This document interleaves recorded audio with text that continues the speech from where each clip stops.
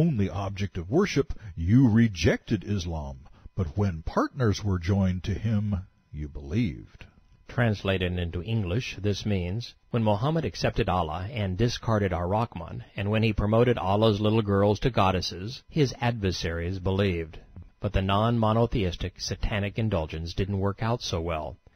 Ever the hypocrite, Muhammad says that if anyone follows his example, they'll burn in hell. Quran 40 verse 13. It is he who shows you his ayat, his signs and proofs. According to the Quran, there were no miracles, ever. Allah never so much as rolled over. However, the Hadith contradicts Allah's book and says, in Bukhari, the Meccan people requested Allah's apostle to show them a miracle, and so during the lifetime of the prophet, they haven't a clue as to when, the moon was split into 2 parts. On that the prophet said, bear witness. To my God. Since there is no evidence to corroborate this fanciful tale, I'm surprised Muslims don't claim that putting the moon back together, as if it had ever been torn apart, was a miracle too. Now that Allah is the spirit of Islam, it's time to elevate his status.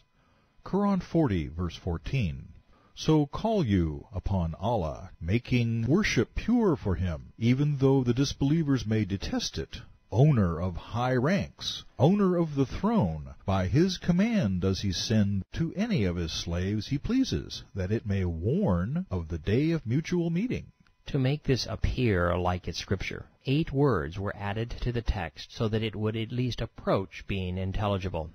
If this is scripture, the perfect word of their God inscribed on an eternal tablet, why must so many words be added into the text? Here is that same verse as it is rendered in modern English translations. So call you, O Muhammad, upon Allah, making your worship pure for him in obedience, even though the disbelievers may detest it. He is the owner of high ranks, owner of the throne. By his command does he send the inspiration to any of his slaves he pleases, that it may warn men of the day of mutual meeting. Quran 40, verse 16. The day whereon they will all come out of their graves, not a single thing of them is hidden. Who will be in control that day? Allah, the One, the Irresistible. God would not ask such a question or answer it so absurdly. The spirit depicted in these scriptures is hardly irresistible. Another translation adds, Allah himself will reply to his question. A third, however, ends more in keeping with Allah's demeanor. Allah, the subduer of all. Quran 40:17. This day every person shall be rewarded for what he earned. No injustice shall be done. Surely Allah is quick in reckoning. With the pseudo-religious stuff out of the way, it's time to get mean. Warn them of the day of doom that is drawing near, when hearts will jump up and choke their throats, filling them with anguish, and they can neither return their hearts to their chests nor throw them out. No friend or intercessor will the disbelievers have. Allah knows of the tricks that deceive with treachery, and all that the bosoms conceal. Allah continues to be the master of deceit. Quran 40, verse 21. Do they not travel through the earth and see the end of those before them? They were superior to them in strength, and in the traces they have left in the land, yet Allah seized and destroyed them, and they have no one to defend them against Allah. That was because their messengers kept bringing them clear signs and proofs of Allah's sovereignty, but they rejected them. So Allah seized and destroyed them, for He is strong, severe in punishment and retribution. Allah is the God of seizures, destruction, punishment, and revenge, but not love. Sure sounds demonic to me. All right, enough with the pain and punishment. It's time to indulge in Allah's other hobbies, plagiarism and self-delusion. Quran 40:23.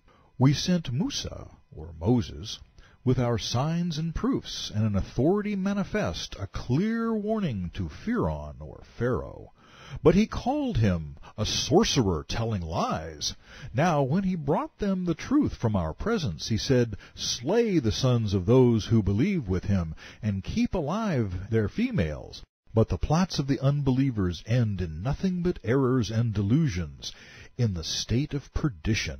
The liberation of the Jews from Egypt is faithfully recorded in the book of Exodus. Proven accurate by archaeologists, it has endured unaltered since 275 BC, when scholars in Alexandria, Egypt, translated the Bible into Greek, the lingua franca of the day.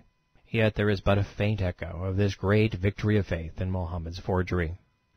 Rather than correct Allah's ignorance, I'll simply present his version. If you're interested in the truth, read Genesis and Exodus. However, as you ponder the Islamic perversion, consider Muhammad's motive. He had been spewing his caustic brew of lust and torment for a decade, and had nothing to show for it.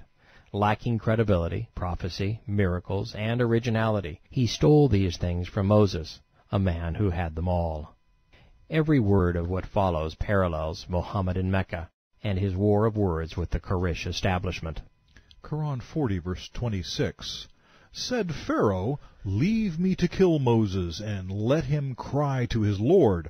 What I fear is he will change your religion, and cause mischief to appear in the land." Moses said, "I have called upon my Lord and your Lord for protection from every arrogant one who believes not in the day of doom." Pharaoh's god was Amun-Ra. Mighty temples were erected to him. The moon god of Mecca he was not. Allah's rock pile and his puny black stone weren't in Amun-Ra's league. This leads to the line that brought us to the 40th surah.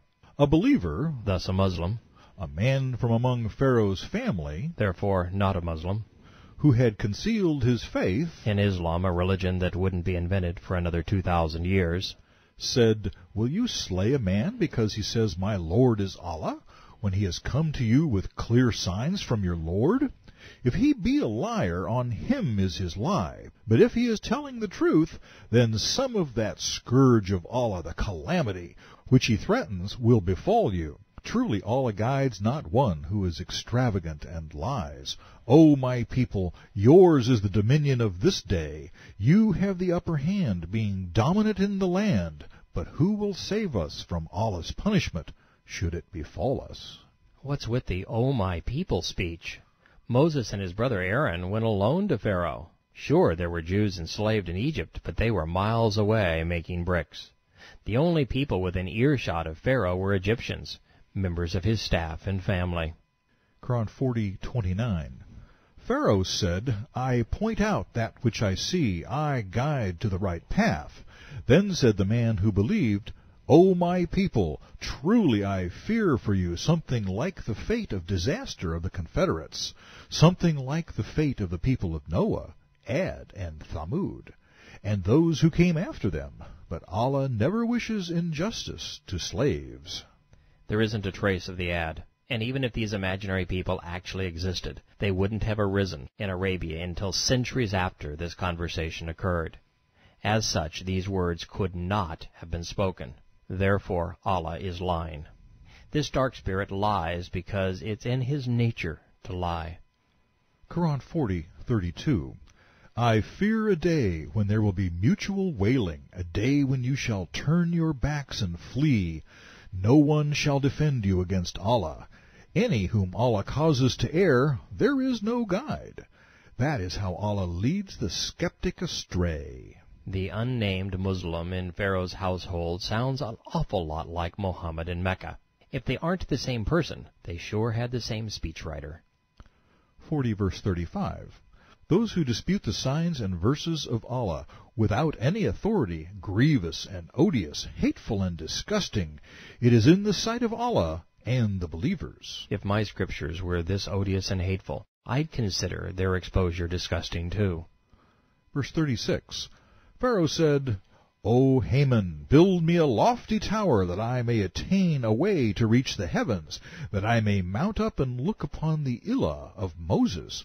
But as far as I am concerned, I think Moses is a liar." Thus was made alluring in Pharaoh's eyes the evil of his deeds, and the plot of Pharaoh led to nothing but perdition. Allah wants us to believe that the Egyptian king ordered his people to build the Tower of Babel to reach God.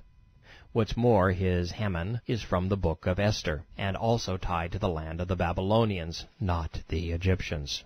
But at least Pharaoh knew that in 1900 years the Arabic word for God would be Ilah, not Allah. Quran 40 verse 38,